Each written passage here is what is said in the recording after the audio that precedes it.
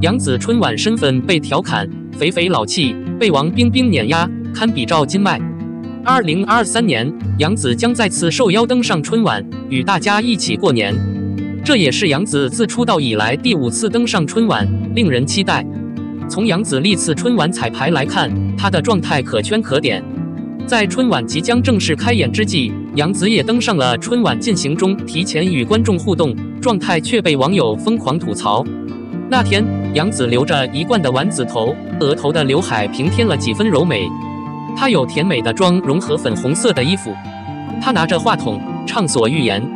和以前一样气场十足的她，肉眼可见也多了一点圆润，因此一直被网友吐槽。然而粉丝却不以为然，晒出杨紫精修图，大赞她逆生长。粉丝晒出的这组修图本是想夸杨紫状态好，却成了网友调侃的证据。有网友问道：“这真的是粉丝发的吗？”从照片来看，杨紫抿嘴一笑，粉嫩可爱。可那张小脸的确是微微圆润，不仅脸颊圆嘟嘟的，连尖尖的下巴都没有了。杨紫在做出一些可爱表情的时候，下巴的线条不够明显。虽然够可爱，但是还是挡不住胖的感觉。粉丝晒出偶像的精致照片并不少见。为了展现自己偶像最好的一面，他们经常会为自己的偶像制作一些精心制作的照片。不过，杨紫粉丝晒出的这张精修图显然不尽如人意，甚至值得商榷。是真的粉吗？不过也有网友发现，杨紫的现场照更是难以用一个词来形容。素颜图中，杨紫笑容甜美，五官精致，但法令纹明显，鼻子不够精致。不过精致图里，法令纹和宽鼻都消失了，下巴线条也变得无比流畅，宛如一位瘦削的女神。杨紫的身材虽然一直被吐槽，但时胖时瘦，状态相当不稳定。但是在春晚的时候，这样的状态还是饱受争议，尤其是和王冰冰同框的时候，还被嘲讽过。杨紫身穿白色衬衫搭配粉背心，下身是宽松的裤子搭配白色运动鞋，十分休闲。旁边的主持人王冰冰则相反，打扮精致，蓝白拼接的裙子，身材高挑修长，颜值丝毫不逊色于艺人。打脸的时候，杨紫的笑容有些矜持，王冰冰的手比例的笑还甜。兔耳造型和麻花辫发型，既增添了她的甜美，也让一旁的杨紫更加阴沉。网友们对王冰冰和杨紫的评价是：一个漂亮甜美，一个肿胀僵硬。还嘲讽杨紫土气没明星，每次出来都会被粉丝狂骂。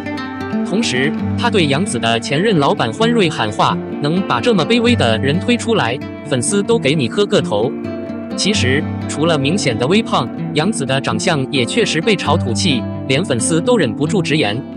粉丝表示，春晚是万亿人关注的大事件，但杨紫的5年春晚几乎都是丸子头，看得实在是腻了。并向杨紫的造型师喊话：“能不能给我点力气？”不过，除了杨紫的颜值饱受争议之外，同样登上春晚的赵今麦也被指长相迥异。赵今麦是少年派中可爱的林妙妙，也是一开始中善良的李诗情。一向走可爱精致路线的她，在春晚里蜕变了自己，成熟了很多。赵今麦身上穿着一件粉红色的香氛外套，一头蓬松的卷发，和之前不一样的干练，几乎让人眼前一亮。网友吐槽赵今麦这身材太老气了，跟杨紫比肩。相对而言，主持人王冰冰和偶像高希林娜依的地位受到好评。对此，有网友表示，杨紫每次出场都走红，也备受争议。这次她的状态虽然不完美，但显然不会被像素人嘲笑，真正的舞台还没来。现在她在抱怨自己的话太早了。1年1度春晚，受邀者都是实力和人气俱佳，相信无论杨紫还是赵今麦都不会让大家拭目以待。与其提前质疑，不如到时拭目以待。02明星春晚后台状态，杨紫浮肿，赵今麦眉毛被嘲，王冰冰赢得轻松。随着央视春晚进入倒计时状态，官方平台也开启直播模式，邀请本届春晚嘉宾现身互动。在这场没有美颜和滤镜的直播中，不仅提前曝光了一众明星的舞台造型，也在检验着各位明星颜值的扛打系数。作为直播节目的主持人之一，清新女神王冰冰身穿粉嫩的玉兔装，再搭配上她那招牌式的高甜笑容，充满甜美娇俏的感觉。而且从妆容、皮肤到发型，既配合她在直播中扮演的玉兔角色，又发挥出她的颜值优势。即便与98年的歌手希林娜依、高同框，90年的王冰冰貌似更显嫩龄。女星热依扎、万茜一同现身于互动环节。就状态而言，虽然没有美颜滤镜加持，但两位女星的整体状态不错，除了肤色略为偏暗以外，不论是妆造还是服装都很加分。最重要的是，两人的底子还不错，才能扛得住官方高清镜头的考验。然而，并非所有明星都是如此状态。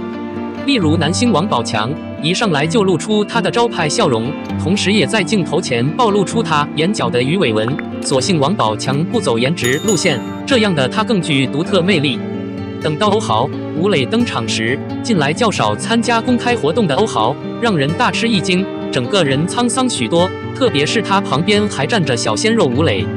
在高清镜头前，欧豪的抬头纹、法令纹无处遁形，似乎在撞脸本山大叔的道路上越走越远了。吴磊依旧保持着霸总的帅气氛围，只是卧蚕太过明显，就像是未经修饰的眼袋，让吴磊多了几疲倦感。不过这点瑕疵倒是不影响帅哥的整体气质。或许是节目有意安排，在最后环节，女主持人特意将王冰冰推到吴磊旁边，要他为吴磊送去祝福。整个过程，王冰冰始终没有和吴磊对视，难道是她太害羞了吗？估计又有网友要忙着磕糖了。